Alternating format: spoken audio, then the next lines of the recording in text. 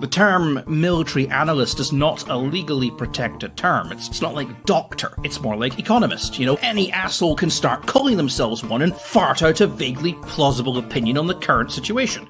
So we'll just kill the video because it's going to be one of those days. We have a request, and if you have a request, you can always go to assholeconsulting.com.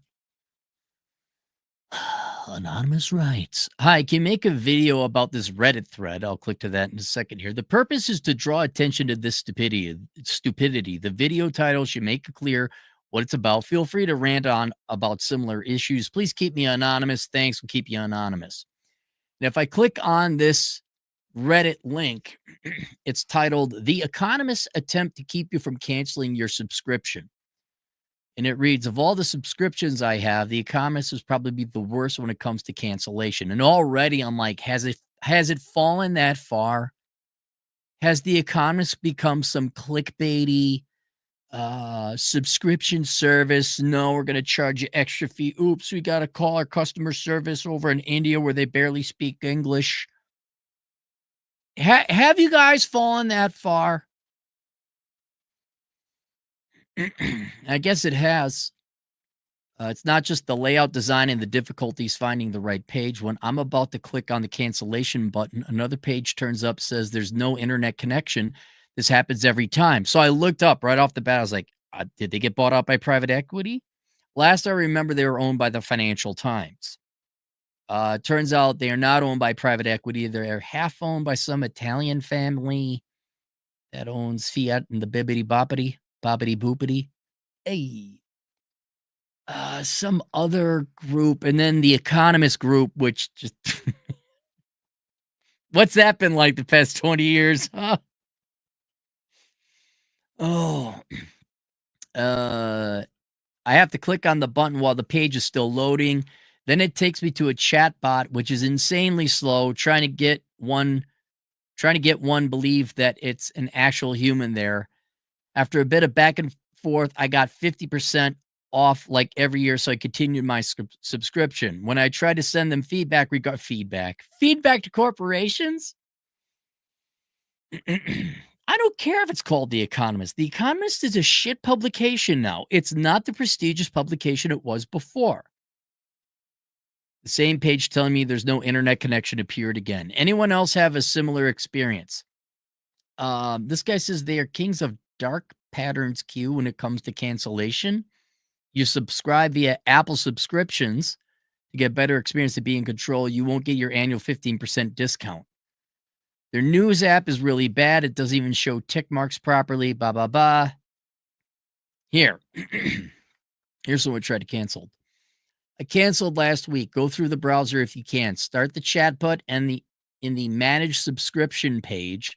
Take screenshots of the chat as it unfolds. Get straight to the point to cancel and ask not to be upsold. The bot/person will attempt small talk. Don't engage. Stay the course.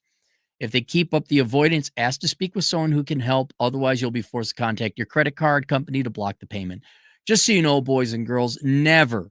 I wish I didn't do this with my gym, but I haven't had any complaints about my gym so much. Nope, I can pay you with a credit card. You do not get direct access to my bank account. Nope, that way, if you fuck with me, I could call my credit card company, say, do not pay this. And if the credit card company fucks with me, I cancel the credit card. Whoa. The screenshots you take support this to your credit card. I got start to finish in about 10 minutes.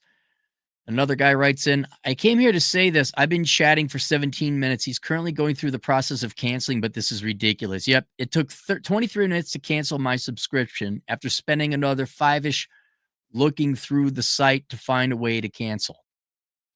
And it goes on and on. And I just wanted to say, because what's that? It's a Greek parable. There's the Ship of Theseus. Is that it? And bit by bit, the ship was replaced a piece of wood at a time. That over 1,000 years, it was no longer the same ship, but it's still the Ship of Theseus, right? Am I remembering that correctly? And you got to realize all the companies that you either worked for or you bought from are not the same. All that makes up a company is the people that it hires. And I doubt there's anyone at The Economist or any other company you know or you used to like from 20 years ago that's still there. This is especially pronounced in video game studios. All these great video games that came out 20 years ago, yeah, the people that program them, they've moved on or retired or they're somewhere else. I don't care if it's Bungie Studios. I don't care if it's Halo. Those aren't the same people. Pixar is not the same. They fired John Lasseter years ago, and it shows. Hey, more bean mouth, please. Hey, can we get some more lazy Cal Arts students to draw shit? And The Economist is the same. At one time, the Economist was the best fucking periodical out there.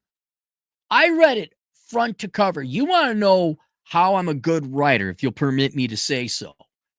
Because I read among other things, I wrote a lot of reports as an analyst, but I read The Economist front to back. It was a joy to read. It was a joy. I look forward to it. I go to this jazz club with a brand new issue of The Economist. I'll just sit there, drink martinis, listen to jazz, and read The Economist. And then something happened. I wasn't aware of the news media and all that, but they got a new editor, a new owner, and they were bought out by the Financial Times. I don't know when that happened, but I do know that when it came time for Obama's first term, they endorsed Obama. And I said, this is bullshit. Something's wrong. I can't trust you. You're the fucking Economist and you endorse a fucking socialist. The Economist, which used to be known for independent thought and empiricism, they got co-opted. They were, if I repiece together the history, they were the world's greatest mags. They were the best. Then they needed to make more money. Financial Times bought them out, and they turned them into this left-leaning Democrat, or in their case, LeBour light, TED Talk, NPR, milky toast, politically correct thing. They went heavy on the environmentalism. They went heavy on like the diversity and the bullshit. They endorsed Obama twice, but when they endorsed him the first time, I'm like, I can't trust him anymore. I can't trust him anymore. And ever since then, I haven't picked up an article in, God, 15 years? What is it, 2020, 15? That would put it 2010? I think it was even before that. Almost 20 years ago was the last time I picked up an article or a copy. And it used to mean, like, you read there were the people who read the Wall Street Journal. All right, you're average. Good for you. You can read. The Economist was a little bit better. Like, well, a lot better. Like, oh, that's the one I could talk to. And then it just came into NPR, PBS, BBC crap. Because they weren't that smart. They weren't that intelligent. They were no longer independent minded. They're like, let's just go and appeal to the masses. Let's stop being unique and independent minded. Dude, they were ahead. They saw that housing bubble coming miles away. They were good. There were good economists working there, or at least independent-minded people who were journalists and happened to become aware or familiar with economics. And then it just became, hey, fellow leftist kids, we're saying edgy popular thing. Oh, my God, half black, half white presidential candidate. Now, I don't know if they chiseled off the final dried bits of Obama's cum off their face yet or not. I don't know. For those, who's the Economist? Who's the chief editor? Chief editor. This would be very unfair to this guy or gal. Chief editor, Economist, because he may not have been around, and they may have turned around. Zanny Minton Bodas. Really? Susan, Jean, Elizabeth, Zanny, Minton. Holy shit. How many? What? How many names? There's still a little bit of Obama cum in the news press office there. What is it? Do you save it? Do you put it in a jar? You all worship it? What? Who's this gal? Is she an economist? Journalist, working for the magazine, 1994. Okay, so she was there in the good days. February 2015 became the editor-in-chief of The Economist. So that's after the Obama. Did they turn around? Bachelor's of Arts, studied economics and politics, master's Harvard, Kennedy Scholar. Yeah, no. Advisor, economist, and she's got a background in it, so she is an economist. I'm just wondering, and I haven't read it since 2015. It might have turned around. It might have actually gone back to its cool original roots under this gal.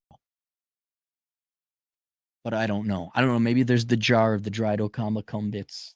Oh my God, Keynesian. Oh, Keynesian.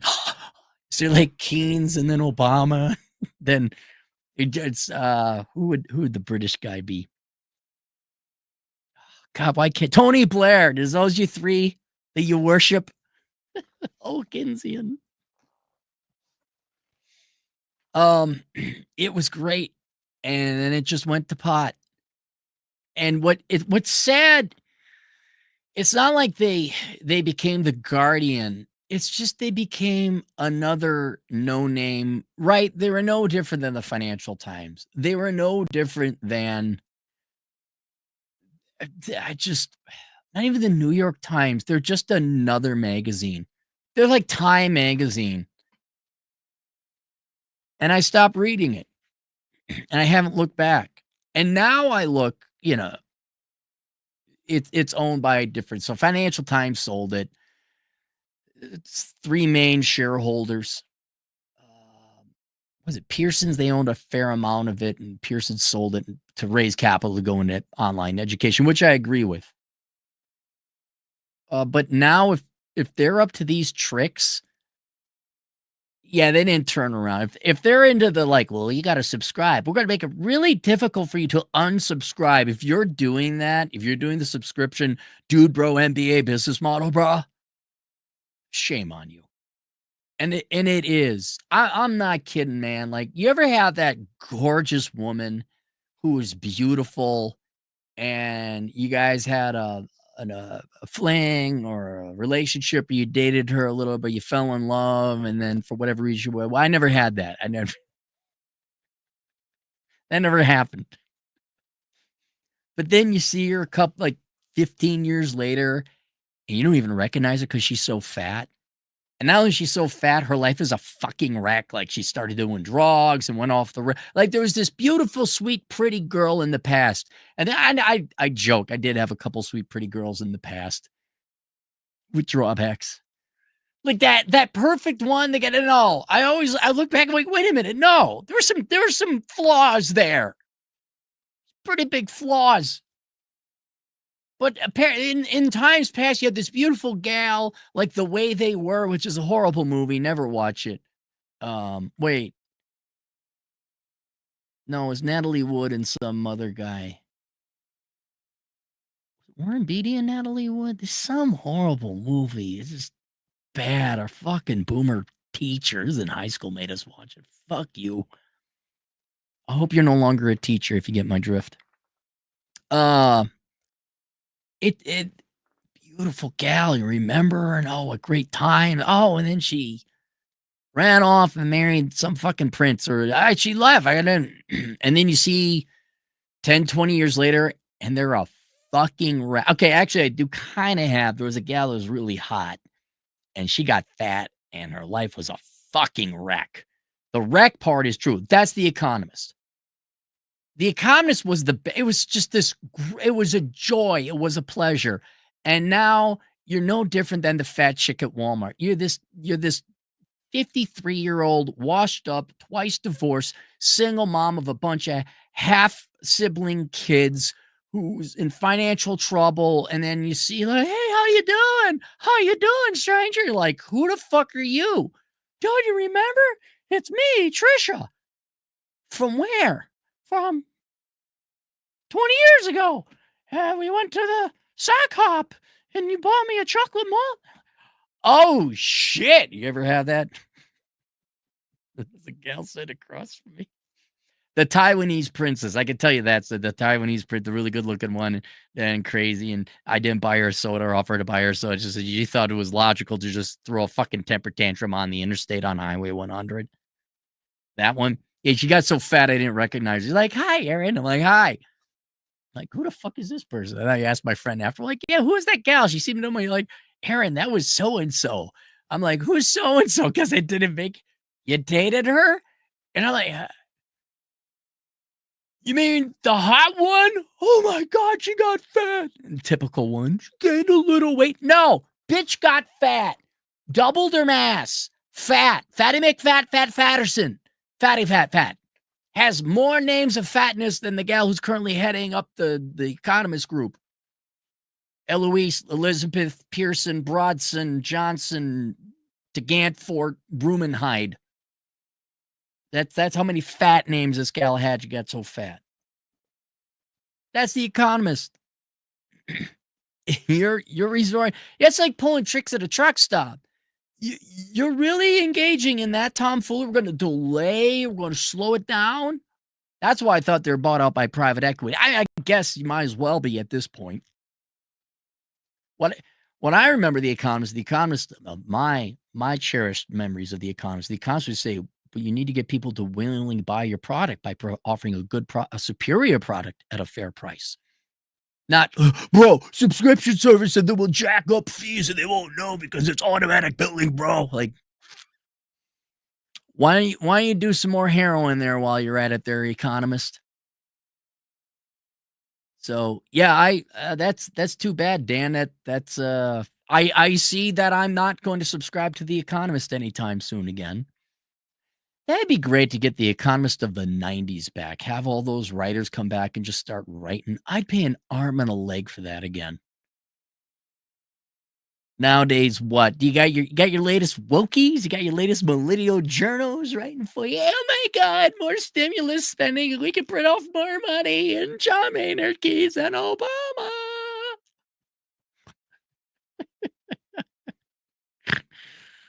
Oh, let's go to the super chats. Mobile, want to drop anger management? Watch Joshua Fluke. Oh, I'm a big fan of Joshua Fluke. Yeah, Joshua Fluke is good. Joshua Fluke. He's done the Lord's work. A Mobile again, $2. Look up Epic Rack Pals. Oh yeah, that's old school. Keynes versus Hayek. How's that inflation for all you Keynesian economists? How's that inflation coming along? How's that whole? We don't have to worry about. How's that? It really? Did you? Is that working? Dude, you want to see what's funny is watch Keynesians, like, that's your mainstream normie conforming economists, the non-thinking ones.